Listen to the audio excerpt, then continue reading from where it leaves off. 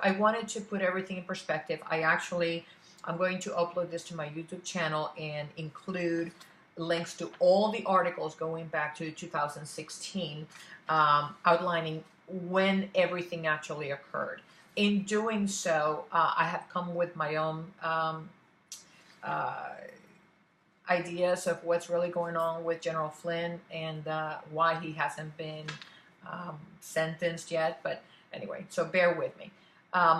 This all goes back to December 29, 2016. President Trump had been elected already, and the day before, the Obama administration had ordered more sanctions against Russia for their attempts at influencing the U.S. election. And this is based on the DNC email leaks and WikiLeaks. So December 29th, there was a conversation initiated by Kislyak, Ambassador Kislyak, to General Flynn. General Flynn checked to see what was a proper response, and he went back and basically said he expressed concern that Russia not escalate the situation and to just respond reciprocally, to respond in kind to whatever the U.S. Was doing. When did the FBI know about these conversations? They knew right away. Our intelligence community has been monitoring all conversations with Russian officials going back to the 1950s. So, and this is something obviously that General Flynn would have been fully aware of. Anybody in the intelligence community would be fully aware of that. Now, when did did the FBI find that anything was wrong with what was said in those conversations? There was a review of the conversations late December, and they did not find that anything inappropriate or illegal took place. However, all of a sudden, somebody leaked the fact that those conversations took place to a Washington Post journalist. So January 12th, it was leaked.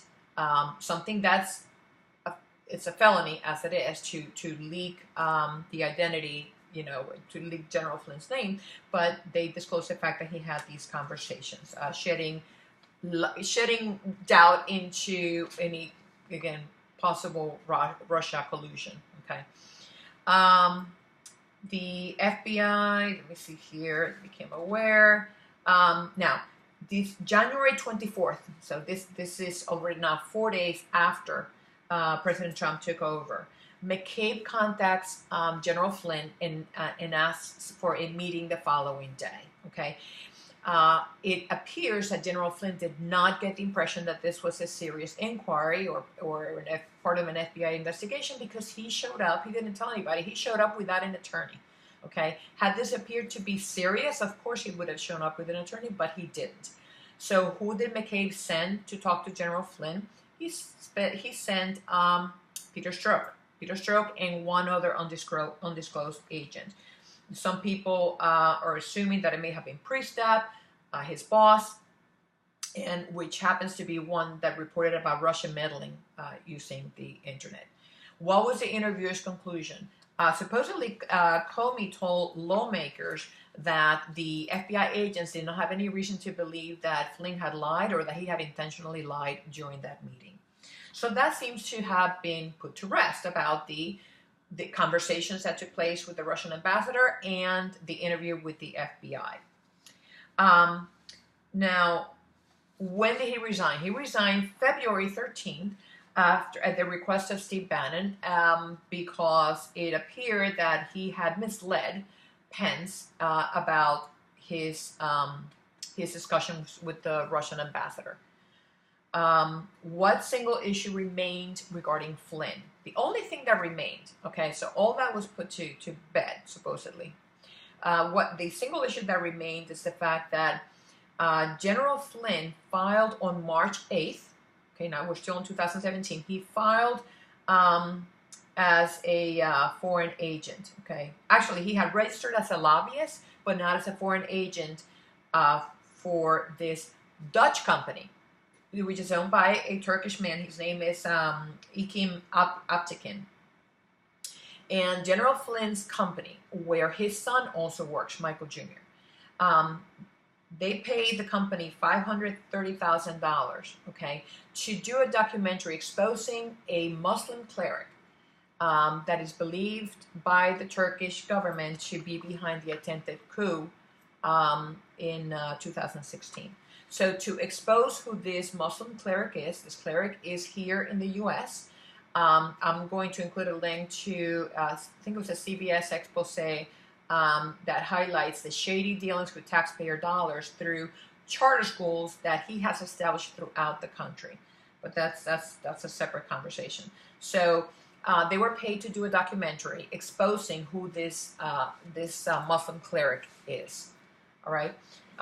Now, there's a tweet that day when the story broke about being paid $530,000, his company being paid.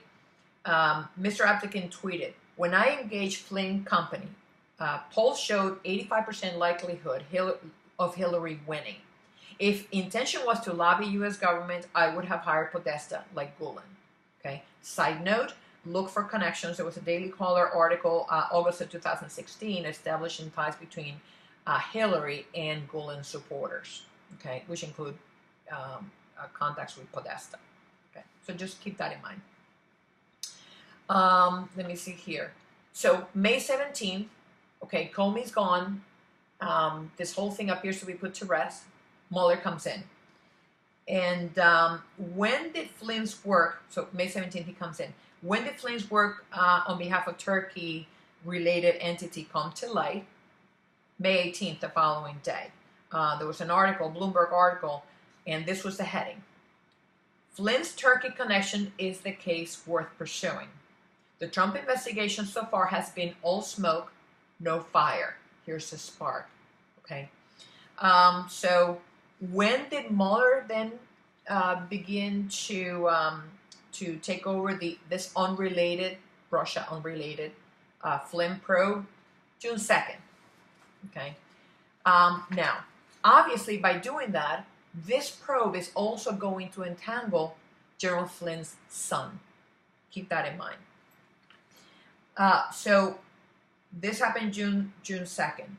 Fast forward to December 1st, and General Flynn pleads guilty about having lied to the FBI on that meeting back in January, a meeting where it was found that he was not lying. So to me, this appears to be a matter of General Flynn having to take that poison pill, so to speak, to protect his son, okay? Because as far as we know, no charges have been brought against his son or General Flynn regarding any connections to Turkey. But all of a sudden, he pleads guilty to having lied on something that was found that he was not lying to the FBI. And it gets more interesting. So, who is the judge presiding over the Flynn case? His name is Rudolph Contreras, and he's from the U.S. District Court of Appeals in Colombia. He's an Obama appointee. He was the most recent judge assigned to the FISA court. He was assigned to the FISA court in May of 2016, and during Obama's last year. Okay, and he was in the midst of the Russia-Trump collusion theory. Keep that in mind. In 1994, he had been hired by Eric Holder, and he also appears to have had a personal relationship with Peter Strozk and Lisa Page. There's a text thread between the two of them plotting to have a meeting disguised as a dinner party with Contreras upon learning that he had been appointed to the FISA court in May of 2016. Okay, so what did Judge Contreras tell Flynn when he was pleading guilty this past December? Less than sentencing guidelines, if and only if he, Flynn, provides substantial assistance in the prosecution of another person. $250,000 fine and up to 5 years in prison. Okay. So when and why may said judge have been recused from the Flynn case? Okay. He actually did not recuse himself. We believe that he was recused. Okay. He was told to drop it. December 7th, only after suspicion for him being one of the 3 judges presiding on the FISA court who issued warrants for the surveillance in connection with the Russia probe.